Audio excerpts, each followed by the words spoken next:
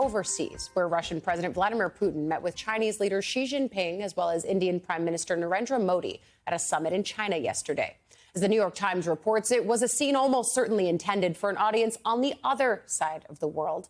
The leaders of China, Russia, and India, the three largest powers not aligned with the West, smiling and laughing like good friends as they greeted each other. Analysts told the paper the friendliness between Mr. Xi and Mr. Putin was meant to convey a close bond between them as leaders of an alternative world, challenging the world order of the United States. Meanwhile, Mr. Modi sought to show that India has other important friends, including China, regardless of an unresolved border dispute, if the Trump administration chooses to continue alienating New Delhi with tariffs. The optics of the summit, the Times reports, where more than 20 leaders from mostly Central Asia and South Asia gathered, showed how the geopolitical disruption caused by Mr. Trump has given China and Russia a platform to rally partners such as Iran, Kazakhstan, Kyrgyzstan, Belarus, and Pakistan. For its part, China is attempting to capitalize on the unpopularity of America's trade policy in order to drive a wedge between Washington and the rest of the world. That trade policy is forcing India specifically to reconsider its options and seek economic ties with China. Still, according to the New York Times, Trump's 50% tariff on Indian goods makes India less enticing to American importers, as companies can go to other places with lower tariffs, like Vietnam or Mexico. The Indian Prime Minister's visit to China comes under tremendous pressure, though, with the countries having a fraught relationship from battling a disputed border along the Himalayas to India banning several Chinese companies and apps, including TikTok. China has also restricted India's access to rare earths and other technologies. But according to the Times, China is eager to invest in India. Now, national security concerns notwithstanding, India will be hungrier for a new inflow of foreign exchange as its $129 billion in trade goods with the United States unravels. Meanwhile, Russia is expanding its strikes on Ukrainian cities, pressing for military gains despite urgings by President Trump to engage in serious peace talks. The Wall Street Journal reports Ukrainian civilians have suffered an uptick in deadly missile and drone strikes in the wake of an inconclusive summit between Trump and Putin in Alaska just last month. While Russian attacks slowed in the weeks leading up to that Anchorage summit, Moscow has decisively stepped up strikes since then. From August 1st through 15th, the day of the Alaska meeting, Russia's drone launches averaged about 76 a day. After that meeting, that figure almost doubled to about 141 drone strikes a day. This morning, a wave of Russian drones struck three regions of Ukraine. The Kyiv Independent reports the attacks set fires in two locations and injured civilians in a third, and came just hours after a larger assault on the critical port in the city of Odessa. Meanwhile, Reuters reports that around 17,000 children in the northeastern city of Kharkiv began their school year yesterday in an underground facility. You see them there going down the stairs. And Russia's actions only appear to be growing more brazen. A spokeswoman for the European Union says Bulgarian authorities believe blatant interference by Russia was behind the jamming of GPS signals aboard the plane carrying Commission President Ursula von der Leyen to Bulgaria over the weekend. Joining us now, MSNBC White House correspondent Akayla Gardner. Akayla, all of this really factors into the tariff and the trade wars that the president has been pushing over the course of the last few months. That's the thread that you're following. So layer these things over each other, the optics that we're seeing from Chinese and Russian officials, and then also the trade war that is sort of pushing these countries closer together.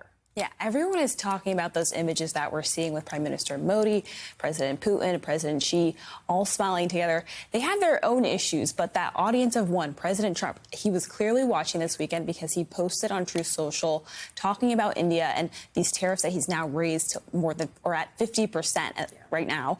But he essentially was criticizing them for continuing to buy Russian oil imports, for continuing to buy Russian military products and saying that they don't buy enough from the U.S. So he's clearly still mad. And he said something in particular. He says that India has now pledged to lower their tariffs down to nothing. We don't know for sure if that's the case. We haven't seen India comment on that yet. But India might not be so inclined to negotiate with the U.S. after it's been months now that they've been in negotiations. And we just saw a federal appeals court say essentially a huge part of Trump's tariffs regime could be illegal. They're kicking it now to the Supreme Court. They have at least until October to appeal that decision.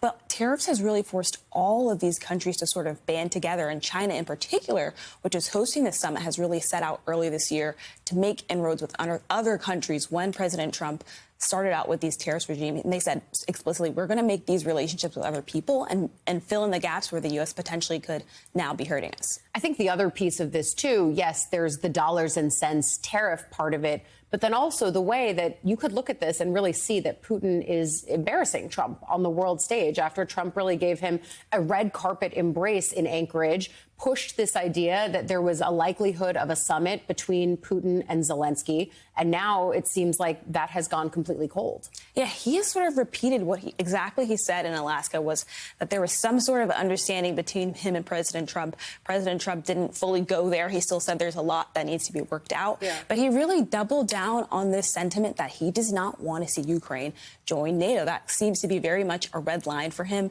And I think there is this sort of underlying sentiment that there is some disagreement with how the U.S. has led the world. They don't want to see the West continue to take a leadership role. And Putin has really established himself, or tried to position himself, as this leader of the global South, along with China and India as well, this coalition of emerging countries, if you will. Do you get the sense that the president, he's talked about how his patience has worn thin with Putin in the past?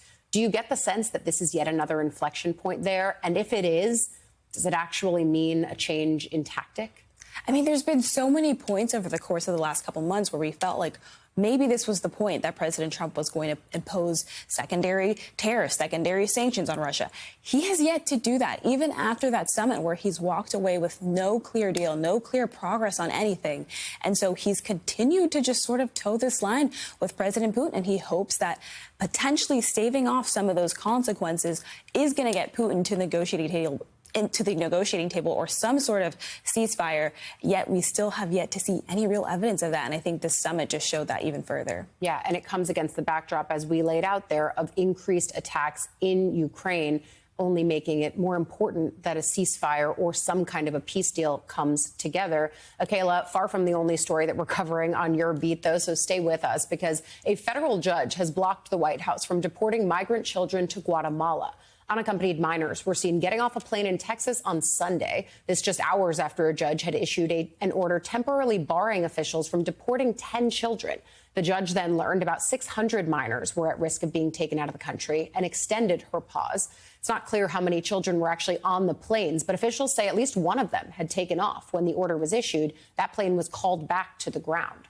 Guatemala's president says he started working with the Trump administration to repatriate unaccompanied minors after touring ICE detention centers, saying he wanted to prevent the kids from going into ICE custody. Akayla, for people who might have taken a break from the news over the weekend, this was one of the huge stories that we were following. Break down for people what we're seeing and what we might expect now from the Trump administration. Well, the judge essentially halted over the weekend planes that could be estimated to be hundreds of children that were headed to Guatemala, and said these children have a right to argue and make a case to stay in the U.S. Some of their lawyers say that they should be able to argue that they can stay here, especially because some of them have fears about their safety potentially in Guatemala. The White House strongly pushing back against that. Stephen Miller, who we know is a huge architect of immigration policies in this White House, says these children asked to go to Guatemala, says that they wanted to be reunified with their families. According to him, he said they self-reported that. But the judge made somewhat of a snarky comment over the weekend, saying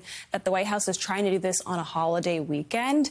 She also seemed to be nodding to the fact that they've ignored other orders in the past from judges that have tried to halt similar flights. And so it seems like the White House, at least for now, is complying with this order. I actually think that's what struck me about this situation versus other instances where we have literally seen migrants on planes set to take off or taking off against the backdrop of a judge saying, hang on, I need you to pause. We need to figure out more of what's going on here. Does it mark a shift in posture? The fact that the planes were deplaned, that the folks who had taken off were brought back? Yeah, it was such a striking image to see those planes turn around and come back, because that has not always been the case in the past, as you mentioned. And it might be particularly because of the optics. We're talking about kids here. We know that the White House faced a lot of scrutiny under Trump's first administration for, children's separation policies. I think they're trying to very much avoid that this time around. But I think it's those optics of, we're talking about kids ages 10 to 17 here, that I think really made them make this decision. Yeah, it's definitely a change in posture. They have shown a continued willingness to push the bounds of what they can do legally and in court. And I think that we're only going to continue to see them do that on this topic. But the change in strategy, I did think was notable. MSNBC's Akayla Gardner, and I want to say it again because you've done our show so many times, but now you are with us. And I'm so excited about this. And I'm happy to be here. I'm so pumped. You're going to be so great. You're covering the White House for us, and we're building a really amazing thing. I'm so happy to have you, Akayla. Thank you.